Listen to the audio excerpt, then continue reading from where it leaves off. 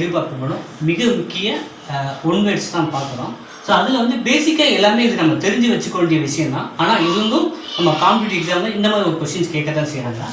இந்திய மாநிலங்கள் மொத்தம் எத்தனை? 28. சரிங்களா? இந்திய மாநிலங்கள் வந்து மொத்தம் இப்போ வந்து 28. 8 வந்து யூனியன் பிரதேசங்கள். 8 யூனியன் பிரதேசங்கள். அதே போல் தமிழ்நாட்டில் மாவட்டங்கள் எத்தனை இருக்குது அப்படின்னா 38 மாவட்டங்கள். ஸோ 38 மாவட்டங்கள் தமிழ்நாட்டில் இருக்குது. ஸோ அடிஷனல் உங்களுக்கு ஒரு கொஸ்டின் கேட்குறேன், எத்தனை மாநகராட்சி இருக்குது? ஸோ தெரிஞ்சவங்க கமெண்ட் பண்ணுங்க. தமிழ்நாட்டில் மொத்தம் எத்தனை மாநகராட்சி இருக்குது அப்படின்னா, ஸோ தெரிஞ்சவங்க கமெண்டில் தெரிஞ்சுருங்க. இப்போ இருக்கிற மாநகராட்சி வந்து தமிழ்நாட்டில் 25 மாநகராட்சி இருக்குது.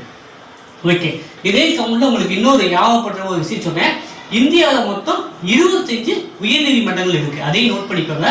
இந்தியாவில் மொத்தம் 25 உயர்நீதிமன்றங்கள் இருக்குது. அப்போ நம்ம தமிழ்நாட்டில் மொத்தம் மாநகராட்சி எத்தனை? 25. இந்தியாவில் மொத்தம் எத்தனை உயர்நீதிமன்றங்கள் இருக்குன்னா 25. ஸோ இந்தியா பார்லமெண்ட் மக்களவை தொகுதியில் வந்து பார்த்தீங்கன்னா 543. அதாவது 543 மக்களவை சொல்லுவாங்க, பார்லமெண்ட் தொகுதி எம்பி. சரிங்களா? 543. தமிழ்நாட்டில் வந்து மக்களவை தொகுதியில் எத்தனை இருக்குன்னா 39. என்னங்க 40 தானங்க சொல்லுவாங்க அப்படின்னு கேட்பீங்க. 40 வந்து பார்த்தீங்கன்னா ஒன்று வந்து அது புதுச்சேரி, பாண்டிச்சேரியை சேர்த்து தான் 40 சொன்னாங்க.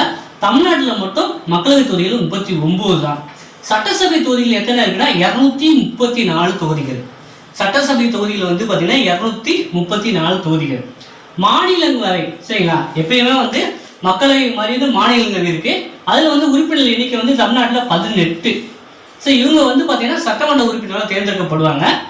அது தமிழ்நாட்டில் மாநிலங்களவை உறுப்பினர் எண்ணிக்கை வந்து 18. சரிங்களா? ராஜ்யசபா எம்பிக்கள்னு சொல்லுவாங்க. சரிங்களா? இது வந்து 18. ஸோ இந்த காணொலி உங்களுக்கு பயனுள்ளதாக இருக்கும்னு நம்புகிறேன். உங்களுக்கு நண்பர்களுக்கும் தேவை அப்படின்னா மறக்காமல் ஷேர் பண்ணுங்கள். பிடிச்சிருந்தா லைக் பண்ணுங்கள். நன்றி, வணக்கம்.